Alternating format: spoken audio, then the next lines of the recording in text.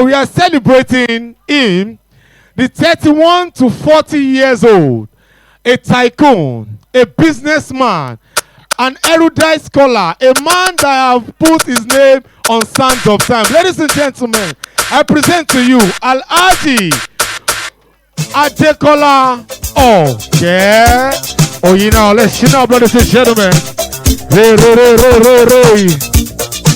Ọlọ́jọ́ ìbí sọ pé pọ̀.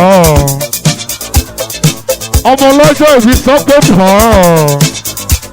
Òyìn náà tẹ́nà.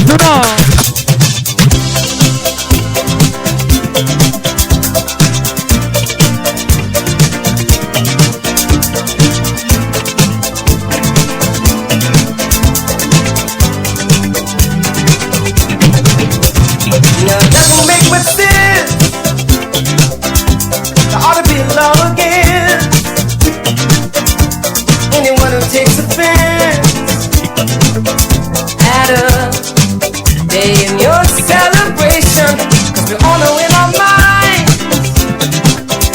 that there ought to be a time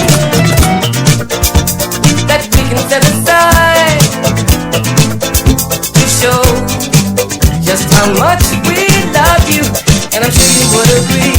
What could be more perfectly than to have a world party on the day you came to be? Happy birthday to you. Happy birthday to you. Happy birthday. Happy birthday to you. Happy birthday to you. Happy birthday. I just never understood how a man who died for good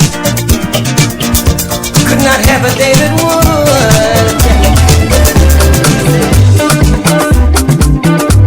Àjọkùn lẹ́yìn ọba yẹn lẹ́ẹ̀dá ohun burúkú a máa yọ ọdún wọn ṣe ni. Mo ti sọ tẹ́lẹ̀tẹ́lẹ̀ nínú orin tó lè kọjá. Ẹni Ọlọ́run fẹ́ lọ́mọ èèyàn fẹ́. Ẹ máa yọ́nú sí mi. Àgbàtọ̀mọdé ẹ máa yọ́nú sí mi o. Ọkùnrin tóbìnrin ẹ yọ́nú sí mi. Ẹni bá yọ́nú sí mi. Ṣọ́jú ìyọ́nú Ọlọ́run ọba. Ìyọ́nú Ọlọ́run ọba. Ìyọ́nú Ọlọ́run ọba. Ìyọ́nú Ọlọ́run ọba. Ìyọ́nú Ọlọ́run ọba. Òun ẹ máa rí. Mo ní ẹ máa yọ́nú sí mi. Ọkùnrin ẹ yọ́nú sí mi. Obìnrin ẹ yọ́nú sí mi. Gbogbo ẹni bá yọ́nú sí mi o. Ó ṣáájú ìyọ́nú Ọlọ́run ọba. Ìyọ́nú Ọlọ́run ọba. Ìyọ́nú Ọlọ́run ọba. Ìyọ́nú Ọlọ́run ọba. Ìyọ́nú Ọlọ́run ọba. Òun ẹ máa rí. Àánú mo rí gbà adé orí ọ̀gbìn. Àánú mo rí gbà adé orí ọ̀gbìn. Èmi jáyé orí mi adé orí ọ̀gbìn. Kì í dẹ́ ṣe mí mọ̀ ọ́n ṣe adé orí ọ̀gbìn. Kì má dẹ́ ṣe mí mọ̀ ọ́n ṣe adé orí ọ̀gbìn. Àánú mo rí gbà adé orí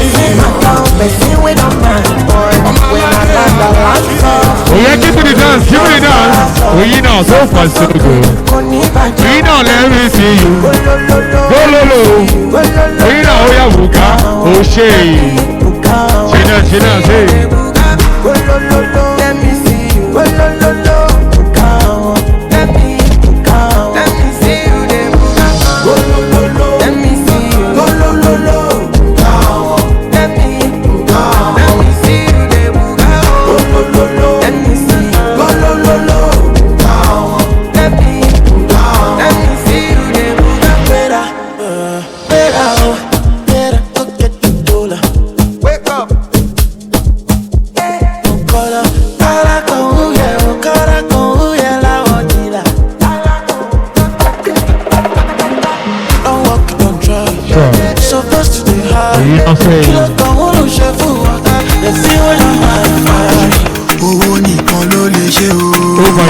Oh my God.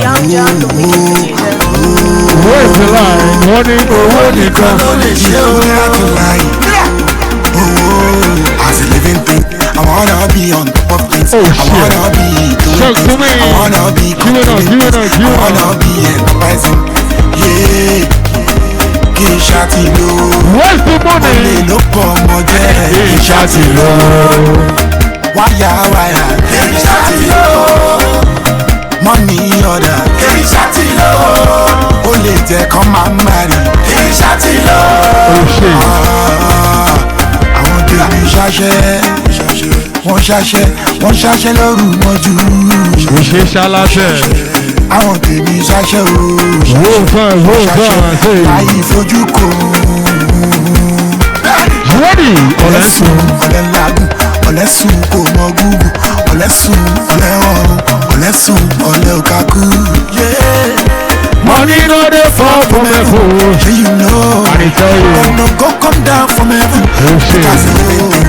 I wanna be on top of Oh, you things. not talk I wanna to me. be doing things. I wanna be. Ladies and gentlemen, say.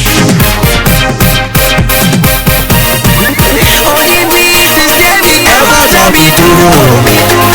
Yé èmi ọmọ bàbá lówó. Ladies and gentlemen, Àní wọ́n fẹ́ where's dá the mi line? Everybody, dúró. Ẹ wò wọ́n wọ́n fẹ́ bá mi náwó. Náwó Sit down. yé èmi ọmọ bàbá lówó. Come on. Lówó àní wọ́n fẹ́ dá mi dúró. Mr. DJ, bring it down. Bá mi náwó.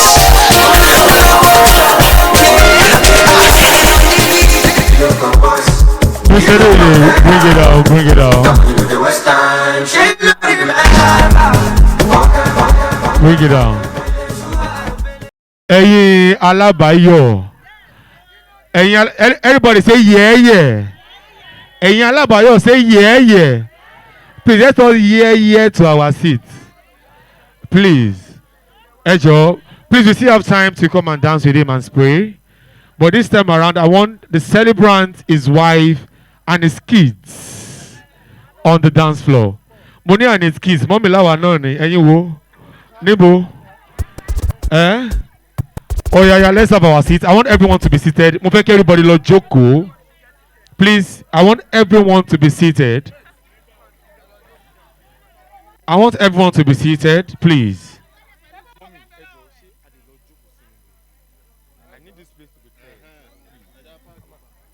Please, ẹ jẹ́ ká jókòó, please. He is going to dance with his kids and his wife right now. And I don't want anyone to please interfere. This money where we go spend down. Normal. But please, I want everyone to be seated now, please. Thank you. Ejo, meaning I want everyone to be seated. The meaning is mo fẹ́ ká lọ jókòó. Ejo, ẹ jẹ́ ká lọ jókòó. Please, it is very important. I need a perfect house. Thank you. Thank you very much. It's looking like it now. I need everyone to be seated. Mr. DJ, light music.